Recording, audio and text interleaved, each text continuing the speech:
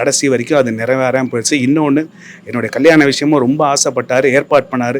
இன்னைக்கு கூட வந்த நடிகைகள் எல்லாருக்கும் எங்கள் அப்பா வந்து ஒரு 10 நாள் முன்னாடி இறக்கிறதுக்கு முன்னாடி அவரை என்னுடைய படத்தையை பற்றியும் என்னுடைய திருமணத்தை பற்றியும் தான் பேசியிருக்காரு. வந்த நடிகர்கள் எல்லாருமே உங்கள் அப்பாவுடைய திருமணத்தை பற்றி தான் எங்கிட்ட ஃபோன் பண்ணாருன்னு இந்த ஒரு வாரமாக சொல்லிகிட்டு இருந்தாங்க. கேட்குறதுக்கே ரொம்ப சந்தோஷமாக இருந்துச்சு. கண்டிப்பாக daddy, I miss you daddy. நீங்கள் எனக்கு சொல்லி கொடுத்த வார்த்தைகளையும் பாதைகளையும் வச்சு கண்டிப்பாக நான் ஃப்யூச்சரில் என் வாழ்க்கையில் இது வருவேன். இப்போ நான் ரொம்ப தனி மரமாக இருக்கேன். எனக்கு நாளைக்கு உங்களை அடக்கம் பண்ண போகிறோம். திங்கட்கிழமையிலேருந்து என்னுடைய வாழ்க்கை எந்த பயணத்தை நோக்கி போகுதுன்னு எனக்கு இப்போ கூட ஒரு சின்ன கற்பனை கூட கிடையாது. ஆனால் கண்டிப்பாக ஒரு நல்ல பேரை உங்களுக்கு நான் சம்பாரித்து கொடுப்பேன்.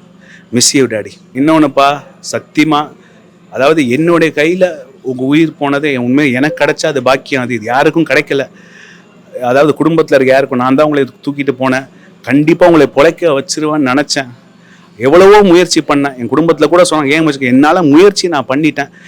அதாவது ஆம்புலன்ஸில் ஏற்றுறப்ப கூட வந்து உங்களுக்கு உயிர் இருந்துச்சு. ஆனால் கடைசியாக உயிர் போகிறதுக்கு முன்னாடி கன்னத்தை கிள்ளி ஒரு முத்தம் கொடுத்துட்டு தான் இறந்தீங்க. அது சத்தியமாக என் ஈரக்குலையை நடுங்கிருச்சு. கண்டிப்பாக அடுத்த ஜென்மத்துலேயும் நான் உங்கள் பிள்ளையாக தான் பிறக்கணும்னு நான் ஆசைப்பட்றேன்.